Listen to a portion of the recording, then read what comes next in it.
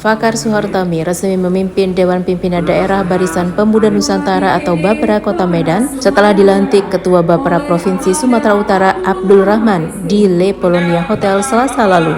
Dihadiri Ketua Umum Dewan Pimpinan Pusat DPD Bapera Fad Elfaus Arafik mengatakan terpilihnya Ketua DPD Kota Medan harus membawa kemajuan bagi Ormas Bapera. Terlebih Kota Medan merupakan barometer di Sumatera Utara. Sementara Ketua DPD Bapera Kota Medan Fakar Suhartami berterima kasih kepada Ketua DPP Bapera dan DPD Sumatera Utara yang sudah mempercayainya sebagai Ketua DPD Kota Medan. Ia pun berjanji akan memberikan kontribusi baik demi kemajuan Bapera. Selain itu, dia juga akan berkolaborasi dan menyusun program ke depan, terutama kegiatan untuk masyarakat. Untuk ke depannya, Bapera ini bisa bersinergi dengan pemerintahan daerah, bisa membantu menjalankan program-program dari pemerintahan daerah.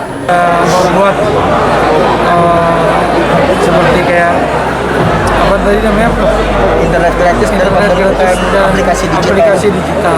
Yang pertama kita bakalan bikin internet gratis per setiap titik kecamatannya dengan radius itu adalah 2 km.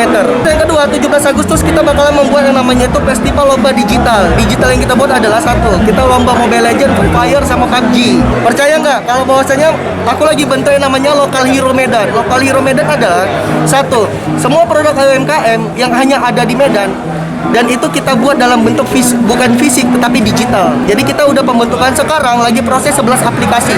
Targetku adalah 20 aplikasi. Usai dilantik, Ketua DPD Kota Medan juga melantik 21 kepengurusan Dewan Pimpinan Kecamatan atau DPC Bapera Kota Medan. Dari Medan, Sumatera Utara, tim TV One mengabarkan. Setelah dilantik sebagai Ketua Barisan Pemuda Nusantara Kabupaten Langkat, Ricky Antoni langsung menjalankan program kerja Bapera dengan membantu warga. Setelah dilantik sebagai Ketua Bapera Langkat dan memenuhi syarat administratif di Badan Kesbang Polinmas Langkat, Bapera Langkat langsung bergerak menjalankan program kerja yang telah ditentukan. Di antaranya adalah bertemu dengan masyarakat dan menampung aspirasi warga. Hal itu dilakukan oleh Ketua Bapera Langkat di Desa Sukamaju, Kecamatan Tanjung Pura pada Kamis 8 Juli kemarin. Bersama sejumlah pengurus Bapera Langkat, Ketua Bapera Ricky Antoni melakukan tatap muka bersama warga dan mendengarkan aspirasi warga.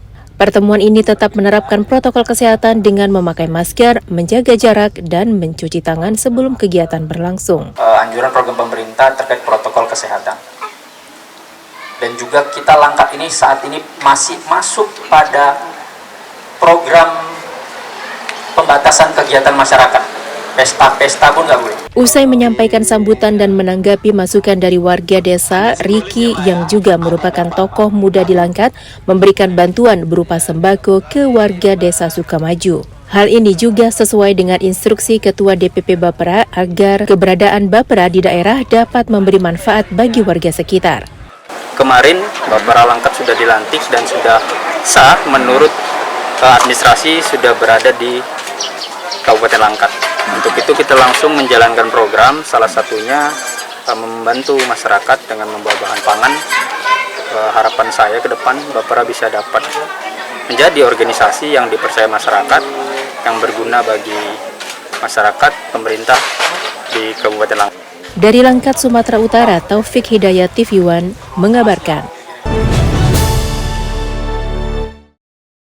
Wasef Teritorial Angkatan Darat Mabes TNI bersama Bupati Musi Banyuasin kunjungi lokasi TMMD ke-111 di Kecamatan Lalan, Musi Banyuasin, Sumatera Selatan. Disambut dengan tarian setabek sekapur siri sebagai tanda penghormatan kedatangan Wasef Teritorial TNI Angkatan Darat Brigjen TNI Toto Nurwanto didampingi Bupati Musi Banyuasin, Dodi Reza Alex Nurdin, serta Dandim 0401 Musi Banyuasin, Letkol Faris Kurniawan. Rombongan tiba di Kecamatan Lalan, Musi Banyuasin, Sumatera Selatan disambut oleh Satgas TMMD. Dalam agenda peninjauan Wasef Teritorial di pelaksanaan TMMD ke-111 turut hadir pula Brigjen TNI Puji Cahyono, Kapok Sahli Pangdam 2 Sriwijaya, Brigjen TNI Jauhari Agus, dan Rem 004 Gapo, Letkol Made Mahayudiksa, serta turut dihadiri oleh Kepala SKPD dan Camat Kecamatan Lalan, bahkan seluruh kepala desa di 27 desa di Kecamatan Lalan. Alhamdulillah TMMD ini bisa selesai tepat waktu dan dengan kualitas yang saya kira sangat baik, dengan mengingat volume pekerjaan, kondisi topografi dan juga susahnya medan yang harus dilalui, maka ini bisa dalam selesaikan 100%. Ada tinggal timbunan tanah 2 meter itu di box culvert, itu untuk disempurnakan, mungkin dalam beberapa hari ini juga selesai. Jadi saya dari atas nama masyarakat dan atas nama pemerintah Kabupaten Musi Banyuasin ini sangat bersyukur. Tim Wasef beserta rombongan juga Bupati Musi Banyuasin usai menggelar acara langsung melakukan tinjauan di posko Satgas TMMD serta menyerahkan bantuan sembako kepada ratusan warga yang ada di Kecamatan Lalan. Dari Musi Banyuasin, Sumatera Selatan, Puja Kusuma TV One mengabarkan. Saat ini saya berada di Desa Bandar Agung, Kecamatan Lalan, Kabupaten Musi Banyuasin, yang mana di desa ini adalah merupakan salah satu pembangunan yang dilaksanakan oleh TMMD ke-111 di Kabupaten Musi Banyuasin. Di belakang saya sudah beberapa anggota Satgas TMMD yang saat ini tengah melaksanakan pembangunan pelaksanaan TMMD di tahun 2021. Saya sudah bersama salah satu warga Kecamatan Lalan yang saat ini saya akan mewawancarai. Selamat siang, Bapak. Ya, dengan adanya pembangunan jalan dan jembatan yang dilaksanakan oleh para satuan tugas dari TMMD Kabupaten Musi Banyuasin untuk tahun 2021 ini gimana rasanya nih warga sendiri, Pak? Senang semua. Senangnya gimana nih? Senang, tambah maju, tambah anu. Sebelumnya kan jalan ini kan terputus nih, penghubung 27 desa, Pak. Setelah dibangun oleh TMMD yang ke-111 ini gimana rasanya jalan ini? Ya, tambah bagus. Oh, bagus ya? Dulu terisolir jalannya nih? Kalau dulu ya kurang, kalau sekarang sudah maju semua. Ini sudah dibangun ini, warga serasa gimana? Bangga atau Ya, gimana? warga senang semua. Senang semua ya, Pak ya? Nah, dengan dibangunnya ini ya? Ini jembatan udah selesai dibangun juga, gitu. Jadi warga cukup senang ya? Ya cukup senang semua. Oke, terima kasih Pak. Itu tadi perbincangan saya dengan salah satu warga, Pak Wandi, yang merasakan bangga dengan adanya program TMMD atau Tentara Masuk Desa atau Tentara Membangun Desa di Kabupaten Musi Banyuasin, tepatnya di Kecamatan Lalan. Jalan penghubung 27 desa sudah hampir selesai. 2 jembatan pun kita lihat sudah selesai. Bahkan 3 blok koper juga sudah selesai dilaksanakan. Dari Kabupaten Musi Banyuasin, Sumatera Selatan, Puja Kusuma TV One mengabarkan. Tim Wasef Teritorial Angkatan Darat Mabes TNI bersama Bupati Musi Banyuasin meresmikan Jalan Manunggal serta jembatan komposit yang selesai dibangun oleh Satuan Tugas TMMD ke-111 di Musi Banyuasin. Dengan ditandai sirine dan pengguntingan pita serta pemecahan kendi, berarti Jalan Manunggal yang dibangun oleh Satgas TMMD ke-111 di Kecamatan Lalan serta 2 jembatan komposit resmi dibuka. Peresmian jalan serta jembatan ini dilaksanakan di Desa Bandar Agung, Kecamatan Lalan, Musi Banyuasin pada hari Rabu 7 Juli 2021. Tim Wasef Teritorial Mabes TNI Angkatan Darat, Brigjen TNI Toto Nurwanto bersama Bupati Musi Banyuasin Dodi Reza Alex Nordin usai meresmikan Jalan Manunggal dan jembatan langsung meninjau lokasi pembangunan jalan serta jembatan. Yang jelas bahwa TNI ini di bawah Kodim, khususnya untuk Satgas, ini kan betul untuk masyarakat, Pak. Dan saya lihat mereka bekerja siang malam dengan pekerjaan yang cukup banyak, cukup besar, cukup berat, tapi dengan waktu 30 hari mereka selesai, Pak. Dan ini sangat memberikan apresiasi mereka bahwa mereka juga bekerja dan ikhlas, Pak.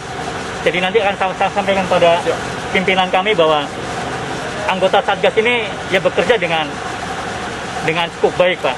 Menyelesaikan waktunya 30 hari tepat waktu. Dan sekarang tinggal 5% lah. Harapannya 1 minggu selesai ini, Pak. Di bawah pimpinan Pak Bupati, Pak Danrem, Pak Dandim, termasuk juga supervisi dari PU, sehingga itu bisa selesai dengan baik dan tepat waktu.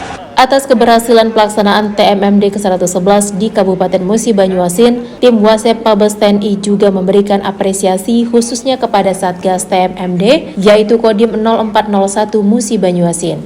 Dari Musi, Banyuasin, Sumatera Selatan, Puja Kusuma TV One mengabarkan.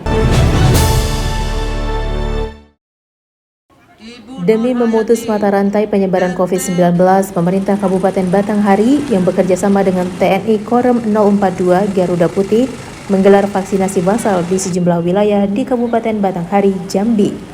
Antusiasme warga untuk mendapatkan suntik vaksin yang dilakukan Pemkab Batanghari dan TNI Korem 042 GAPU pada tanggal 1 dan 2 Juli lalu tembus angka 10.000 peserta yang berhasil divaksin.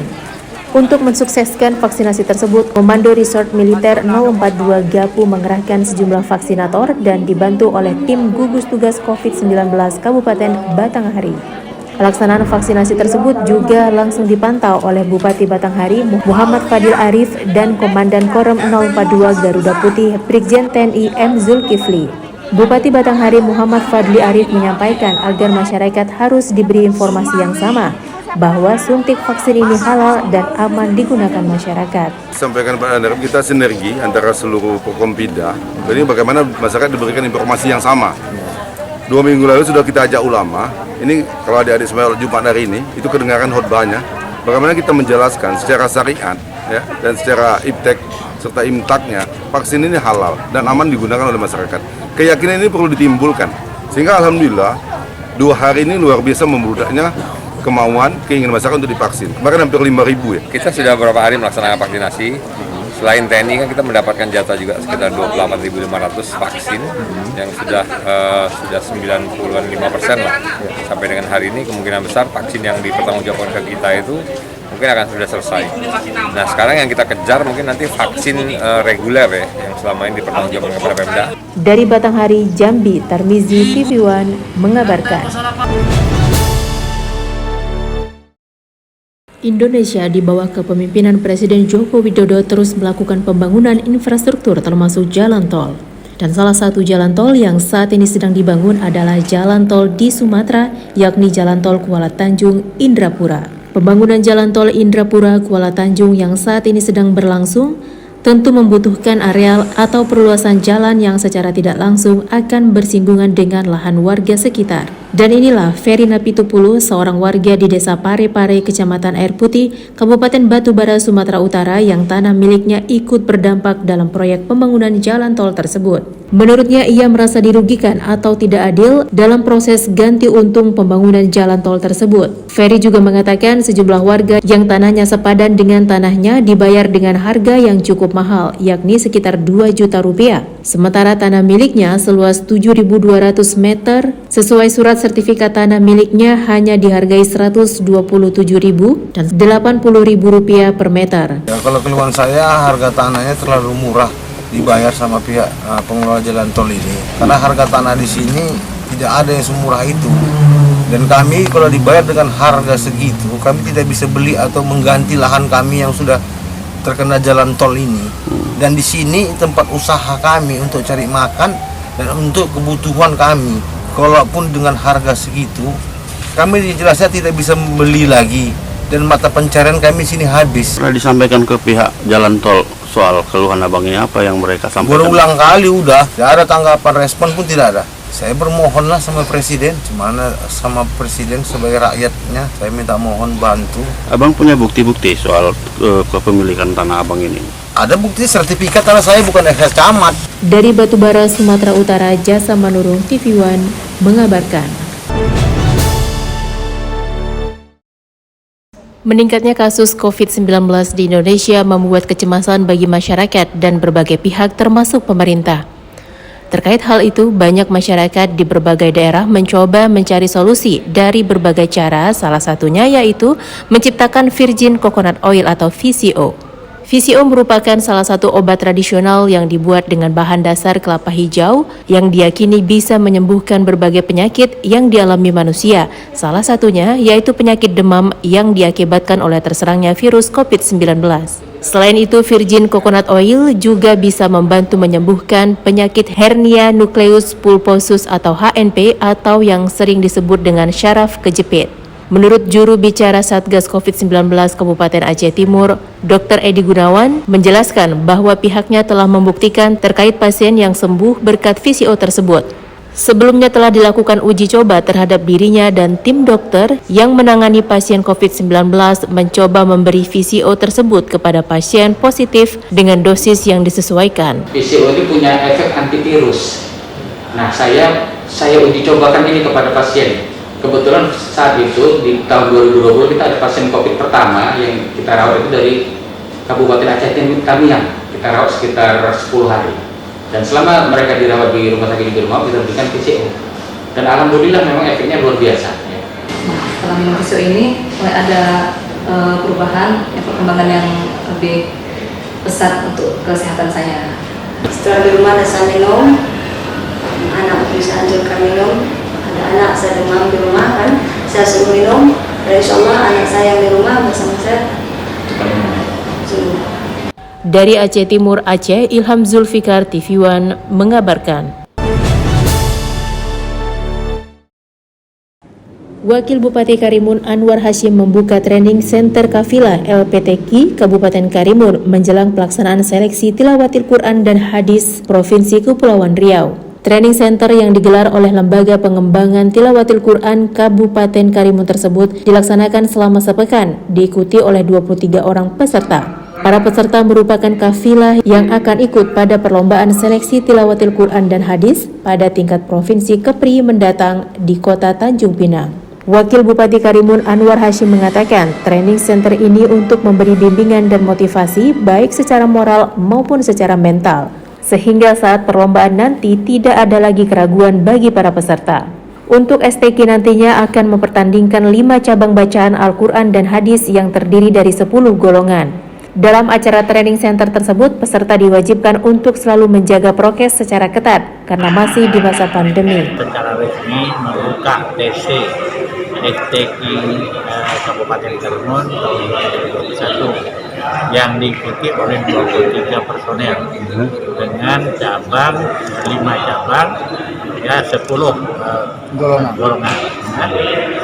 Jadi harapan kita memang di dalam TC ini ada pembinaan, artinya yang pertama memang memberi motivasi, penguatan terhadap peserta, bagaimana teknis, cara, ya sehingga nanti mereka mengikuti sana sudah mapan dia, sudah tidak ada keraguan-keraguan lagi. Kemudian yang kedua, ya tentu memperhalus ya pelaksanaan sesuai di bidang-bidang mereka. Dari Tanjung Balai Karimun, Alboin Jufri, TV One mengabarkan. Kepala Desa Kepayang Kecamatan Mekakau Ilir, Oku Selatan, Sumatera Selatan, serahkan bantuan langsung tunai atau BLT kepada sebanyak 92 kepala keluarga yang terdampak COVID-19. Bantuan sebesar Rp300.000 diserahkan langsung ke rumah warga. Bantuan langsung tunai untuk warga terdampak COVID yang diambil dari dana desa dipimpin langsung oleh Kepala Desa Kepayang Sukran beserta jajaran pemerintahan desa, pihak kecamatan, serta relawan dan berlangsung tertib. Bagi warga yang tidak bisa datang ke tempat pembagian bantuan, maka Kepala Desa mengantarkan langsung bantuan tersebut ke rumah warga penerima bantuan. Seperti salah satu penerima bantuan, Sumiati, yang mengalami penyakit rematik dan tidak bisa hadir ke tempat pembagian BLT. Ini ngantarkan duit BLT ya. Ngantarkan duit BLT. Terima kasih atas bantuannya. Sama Bu kita menerima bantuan, senang nggak Bu? Senang. Terima kasih. Aku udah tahu cari lagi main ini. Tinggal pengasih lagi. Ini penyaluran bantuan tahap kedua Februari yang baru kemarin tanggal 7 kami tarik di Bank Sumsel, hari ini tanggal 8 kami salurkan langsung secara formalitas maupun secara door to door kepada masyarakat yang tidak mampu menghadiri di posko COVID-19 di Desa Kepayang. Untuk Desa Kepayang KPM-nya 92, per KPM itu 300 per bulan. Selain memberikan bantuan, Kepala Desa Kepayang selalu menghimbau masyarakat agar menggunakan bantuan tersebut dengan bijak demi mengurangi beban masyarakat di masa pandemi. Dari Oku Selatan, Sumatera Selatan, Andi Salani, TV One mengabarkan. Dewan Pimpinan Daerah Barisan Pemuda Nusantara atau BAPRA Sumatera Utara memberikan bantuan kepada sejumlah warga korban kebakaran di Jalan Mahkamah, Kecamatan Medan Kota, Selasa lalu. Bersama pengurus lainnya, Ketua DPD BAPRA Sumut Abdul Hakim atau Dedek Rai juga turut berpartisipasi memberikan bantuan langsung kepada korban kebakaran berupa sembako seperti beras, gula, susu, dan beberapa bahan pangan lainnya. Tak hanya memberikan sembako, pengurus BAPRA Sumut didampingi Muspika Kecamatan Medan Kota melihat langsung lokasi kebakaran yang menghanguskan puluhan rumah warga. Aksi sosial ini pun dilandasi oleh visi misi organisasi BAPRA yang sesuai dengan instruksi Ketua Umum DPP BAPRA, Fat Elfaus Arafik, di mana organisasi BAPRA yang ada di seluruh provinsi di Indonesia akan turut andil dalam permasalahan masyarakat, khususnya Sumatera Utara dan Kota Medan. Tak hanya sembako, pengurus DPD BAPRA Sumut juga berjanji akan berpartisipasi berupa bantuan material bangunan dalam proses pembangunan rumah warga yang terbakar akibat musibah kemarin. BAPRA Sumatera Utara tinjau langsung dan berbagi kepada masyarakat Kelurahan Naur dan Kelurahan Masjid untuk meringankan beban yang terjadi kebakaran di dua lingkungan. Nah, bantuan lain tadi ada dari Pak Lurah Kelurahan Masjid minta selimut ya Pak Lurah ya. Kurang untuk makan siang atau pagi, sore kita dari BAPRA akan terus berbagilah. Kemudian BAPRA ini mungkin mewujudkan daripada termasuk juga istilahnya berbagi kepada masyarakat yang terima musibah, sehingga masyarakat yang terima musibah ini bisa sedikit banyaknya bebannya sedikit ringan dengan ada bantuan-bantuan pakai sembako yang diberikan BAPRA kepada masyarakat korban kebakaran. Dari Medan, Sumatera Utara, tim TV One mengabarkan. Gubernur Sumsel Herman Deru Rabu pagi melaunching bedah rumah di RT 20 RW 04 Kelurahan Keramasan, Kecamatan Kertapati, Palembang. Kegiatan ini sebagai bentuk kepedulian ASN, BUMN, dan BUMD dan sekaligus sebagai pemantik untuk stakeholder yang lain untuk berbuat kebaikan kepada warga Bumi Sriwijaya. Gubernur Sumsel Herman Deru didampingi Wali Kota Palembang Harno Joyo dan stakeholder lainnya melaunching bedah rumah yang berlangsung Rabu pagi. Herman Deru menjelaskan untuk tahap awal Pemprov Sumsel membantu bedah rumah sebanyak 75 unit yang disesuaikan dengan hari ulang tahun Provinsi Sumatera Selatan. Dari data yang ada, sebanyak 3.000 rumah di Palembang membutuhkan untuk dibedah agar penghuninya merasakan hidup yang layak. Upaya ini sebagai bentuk stimulan atau pemantik kepada stakeholder lainnya seperti BUMN, BUMD, dan perusahaan lainnya untuk membantu program bedah rumah bagi warga tidak mampu. Nah, bedah rumah ini adalah kebutuhan. Kota Palembang saja butuh 3.000 bedah rumah. Rumah yang tidak layak huni untuk di-upgrade, direhab menjadi rumah layak huni. Bukan pemerintah selama ini kurang perhatian, bukan. Tapi kadang syarat administratifnya nggak masuk. Jadi garis bawah ini ya, syarat administratifnya kadang nggak masuk. Mau ucapkan terima kasih. Mudah-mudahan dengan adanya jalan yang baik, dimudahkan segala urusannya. Dilapangkan seluruh yang membantu bedah rumah ini, rezekinya tambah murah. Herman Deru menjelaskan program bedah rumah sebagai upaya menghadirkan pemerintah di tengah kesulitan masyarakat, apalagi di tengah pandemi COVID-19. Dari Palembang, Sumatera Selatan, Ganda Kopatra TV One mengabarkan.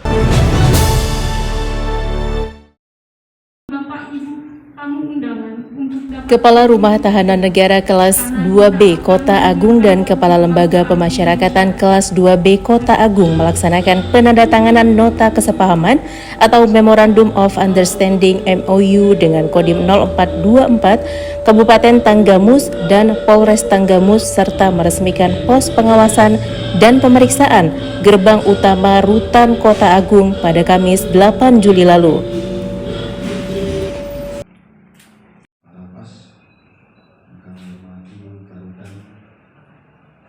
Penandatanganan kerjasama tersebut berlangsung di Aula Rutan Kota Agung yang dilakukan oleh Kepala Rutan Kota Agung Ahmad Sobirin Soleh, Kepala Lapas Kota Agung Beni Nur Rahman, dan Dim 0424 Tanggamus Letkol Arman Arisalo, serta Kasatres Narkoba Polres Tanggamus Ibtu Dedi Wahyudi.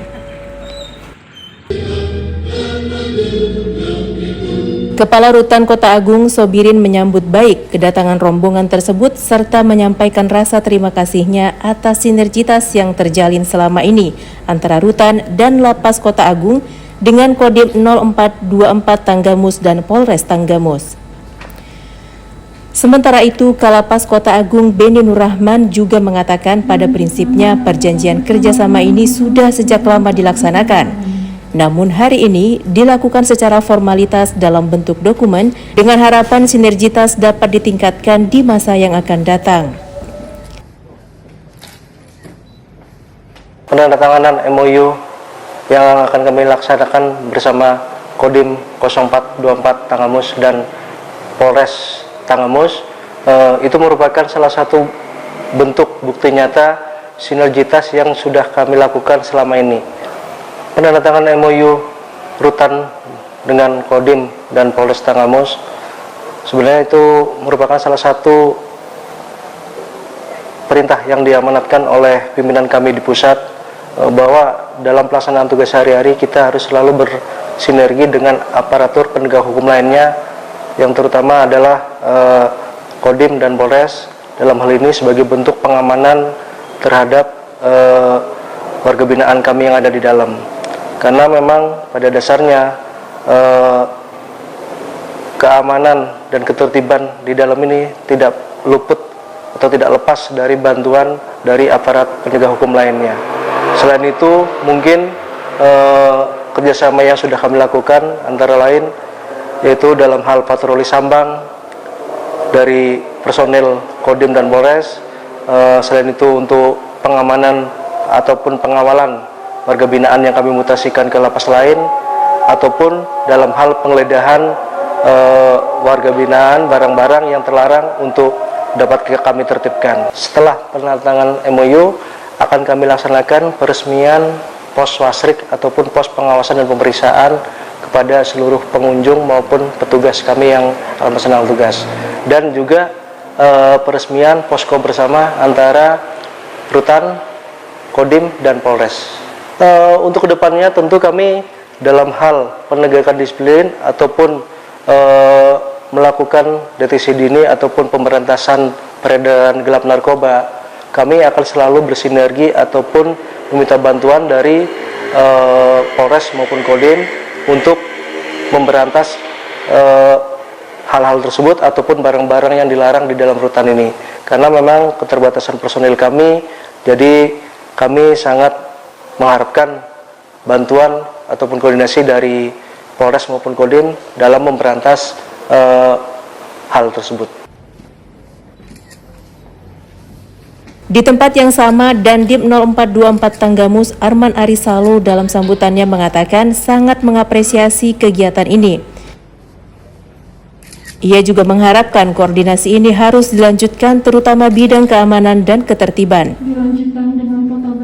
Tujuan pelaksanaan Memorandum of Understanding ini yaitu kerjasama pengamanan, pencegahan, pemberantasan penyalahgunaan dan peredaran gelap narkoba atau P4GN, serta pembinaan bagi WBP Rutan maupun Lapas Kota Agung.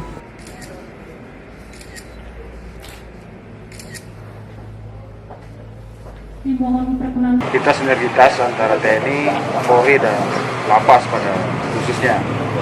Nah, ini menjalin suatu kerjasama yang dimana kegiatannya itu bersama-sama sebenarnya sih mengamankan Tanggamus dalam artian sempit, mengamankan Rutan dan Lapas. Jadi kegiatan kita itu di sini membentuk suatu kegiatan yang kira-kira dapat mempengaruhi psikis para narapidana yang ada, sehingga mereka-mereka yang di dalam ini melihat kekompakan kita, mereka ada rasa rasa takut lah yang saya sampaikan tadi.